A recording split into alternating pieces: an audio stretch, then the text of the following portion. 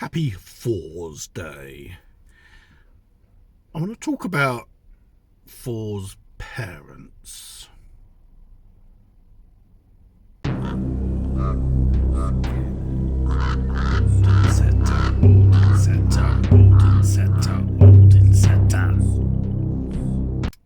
This is a much intended tribute to Thor in gratitude for assistance to me in my recovery from my injury. So I wanted to start some exploration into Thor and create a series, if you like. And I feel it's pertinent to begin with some things we may not necessarily think of or have this air of mystery around concerning Thor's parents. Now, obviously, Odin is his father, and I hope don't need to go into that too much, if at all. You know, what we know, or what we have many stories about Odin and what he does, what makes Odin Odin, and everything as the All-Father, the Father of Hosts, etc. What's more interesting is his mother. Thor's mother is Jord, who all we really have is that her name translates as Earth. That's pretty much it, or so we think. I mean, I'm not about to enter into an argument with scholars, because scholars are going to be bound by the facts, and the general consensus is, with no more information on Jord, she must be a Jotun. And to be fair, when you consider the dynamics of the creation of Asgard and the heritage, Odin himself is a Jotun. I'd say there's an argument that in killing Ymir with his brothers, they ascend beyond just being what is a child of Ymir, and they create themselves as a seer.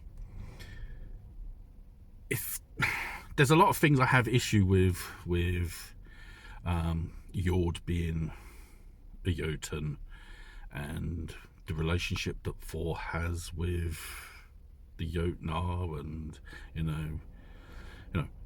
the stories we get for either returning from Jotunheim, having been slaying Jotun, or going there to kick the crap out of them.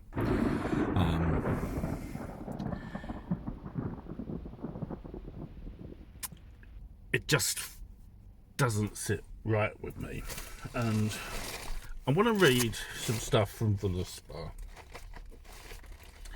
because I think therein there lie some leads, some,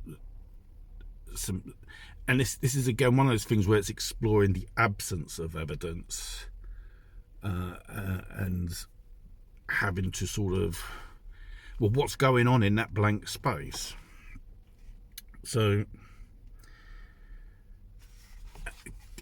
also, again, this is one of those things where we're drawn into the first war is not between the newly created Aesir, if you like, and the Jotnar, who would be justified in going, what did you kill our progenitor for? Why have you created all these new realms and these rules and fenced us behind this realm of Jotunheimer. No. The Jotunar do not go to war with the Aesir over this, which you would think would be pretty justified. No, the first war is between the Aesir and the Vanir. And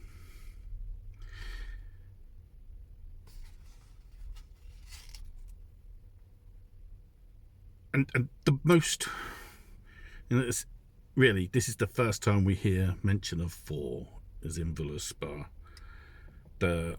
When Gulvig, Freya, has come to Asgard, not been received well. They set fire to her, try to kill her, she doesn't die, she comes back to life, type thing goes on. And then Thor becomes involved. Thor alone struck a blow there. And this is the Caroline Larrington translation, by the way. Swollen with rage, he seldom sits still when he hears such a thing. The oaths broke apart, words and promises, all the solemn pledges which had passed between them. Now, on one hand, we are led to believe, or I think it's quite well understood, that Thor isn't simple. Right? He's not, intellectually challenged in any way. This is more a case of he likes it when people are just truthful, or things are simple. Treat me well, I treat you well. You threaten me, I'm going to threaten you. And there's just this thing that a guest has come to Asgard and they've not been treated well. But the rage that Thor shows to everyone is enough for there to be like, oh, okay, we need to, make peace. Why is the Wild of Mjolnir so upset?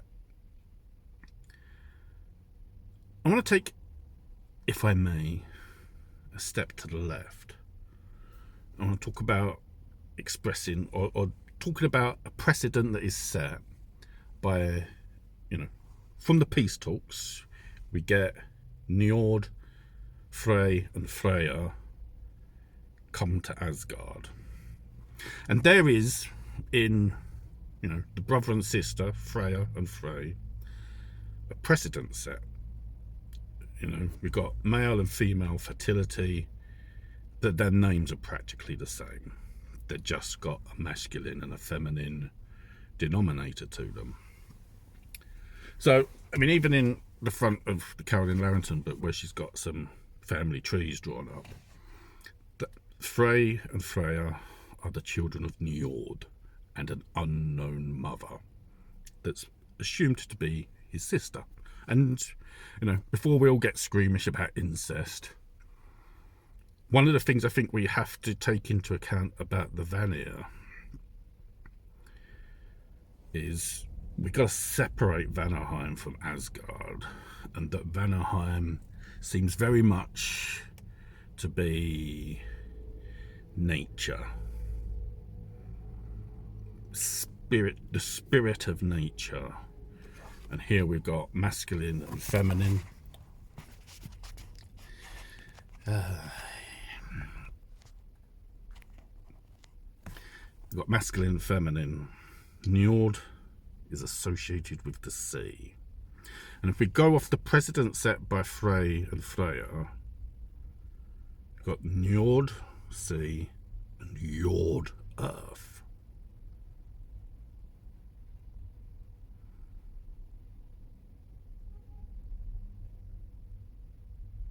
Going off the example of a precedent set. There's a lot of things that this leads to. A lot of stuff that's, throughout the Poetic Edda isn't really discussed. It's always talk about parentage, not about siblings, other than to shame, in Lokasenna in particular, the intimacy shared by Frey and Freya. But I think we have to understand that nature, as spirits of nature, are not sort of the bound by the rules of the Aesir, and in turn the rules we've been given or have developed as humanity. Nature is in its own setting. It's just what is what is.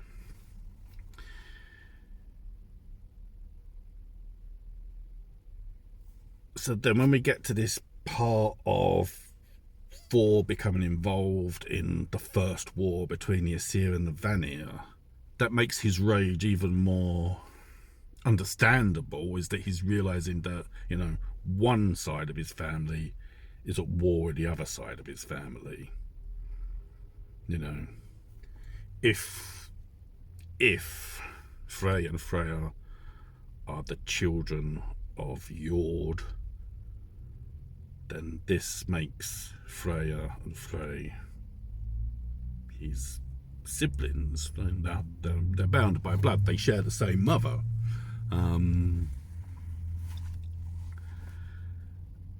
I think we have to remember that Thor is mighty. You know, even without Mjolnir, he is strong. With Mjolnir, everyone tends to be intimidated or, you know, cautious of the power he wields. You know, when his hammer is stolen, it's like Asgard is in peril. And that's an interesting story in itself to look at another time. I think it's important to remember that, you know, while Odin is indeed powerful, and his greater ascendancy to power is, you know, on the back of you know, you could call it a heinous crime, in that, you know, him and his brothers killed his grandfather or great-grandfather to take his power and to shape the realms. Is it not possible that somewhere in the back of Odin's mind is the thought that, you know, maybe Thor could also do that one day?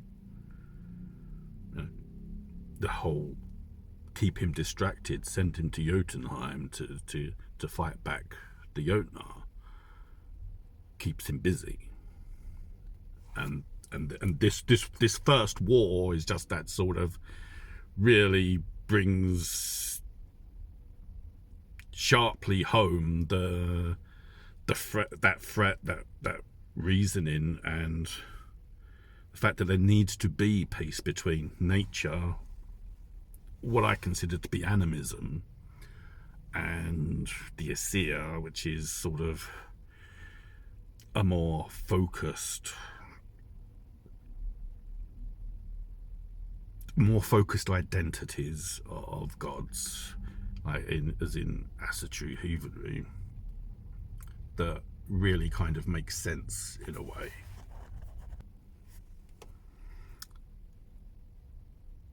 It feels to me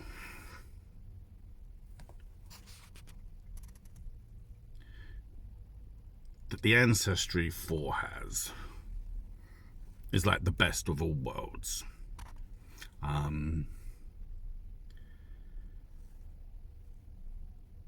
Jotnar ancestry. He's an Aesir, without doubt. He's also Vanir. And that's why I think in many ways he is such a potent deity.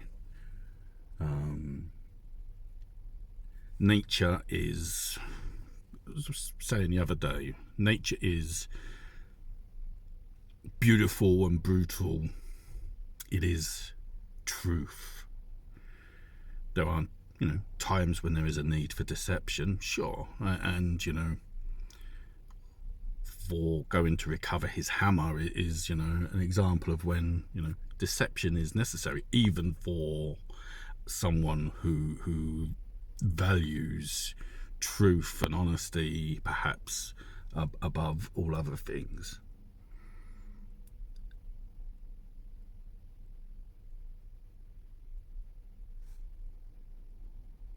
And I think it's an interesting thing to debate, to explore. We don't have anything that says that isn't.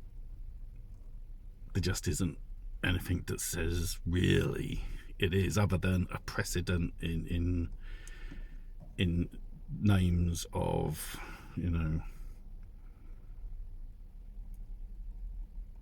the two Vanir we know more about. And really, that's something to now sort of consider and look at, and take to some sadness in the fact that in what sources we do have is it's we have the story. We don't really have the appendices that back up a lot of things that are going on, and some of it may have been dropped or just not shared because it wasn't considered pertinent at the time, or was questionably without moral or understanding. We have to understand, this is something I allude to a little bit in volume 2 of the Performance Edda, that the skalds and the seers, the wise ones, they wouldn't just know the stories and how to tell them and have the skill of orating the stories to people. They have the knowledge and understanding that lives between the story and the engagement with the spiritual aspect of exploring and knowing these things. They know, or they knew, the gods and the world around them, and that stuff you can't just put into a video or create a total understanding in one sort of conversation about any one subject, because of the magnitude of how it all fits together and lives and breathes, and to some extent changes.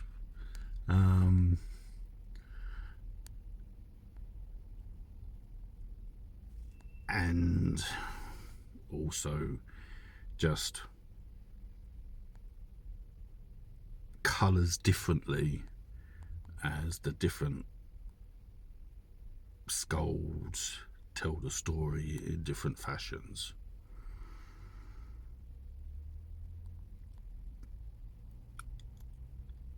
I think this is why, I've got no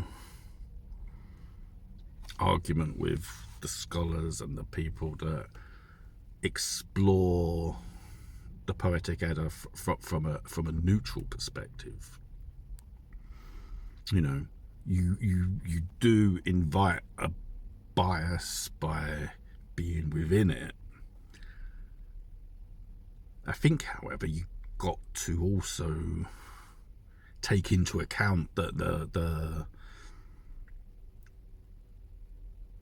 the learning you gain from being within it, from exploring, whether it's, you know,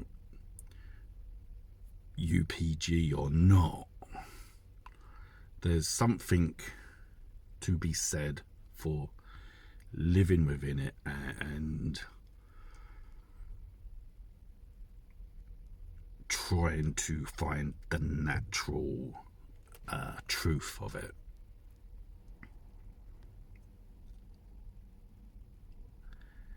For being angry with the Aesir and the Vanir for being at war, utterly understandable if it's, you know, both sides of his family, you know. Everyone he loves is fighting each other because they've tried to kill, at the very least, his cousin, possibly his half-sister. And it's, you know, he's dangerous enough to force everyone to come to terms. And that would make so much sense of so many other things, like the popularity of Freya and her perception, general perception, her standing in Asgard. These are all part of the peace terms. And, you know, for some reason, Jord is never really mentioned again. Left in Vanaheim, Njord remarries, you know, never mentioned again. And yet, you know, Thor is the defender of Midgard, the defender of the earth, the heartbeat of humanity. There's a lot more to explore and to sort of make a lot more sense of. I think it's important just to understand, or try and reach an understanding of what his heritage is and why this makes him such an important deity in the Aesir. There's, you know, it's why probably he's one of the most popular and sits up there with Odin and Loki in particular. And it's like they're sort of like the first sort of grouping of the gods that, you know, in any conversation will probably be the ones that will get named. Stuff to think on.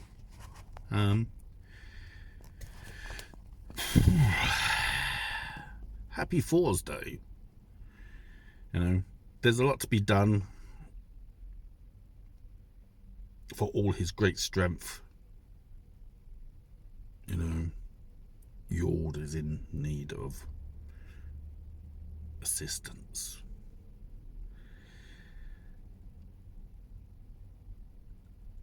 That's for another video for me to go into about Thor and Jord, really, and humanity. But for now, thank you for listening. If you disagree, that's fine. If you agree, or I think that's an interesting avenue, maybe it is just coincidence. I don't know. I think at the time of setting down these stories, a lot of thought went into what they could commit to letters and how some things could be hidden in plain sight. You know, deliberate breadcrumbs, a deliberate path to discovering other things.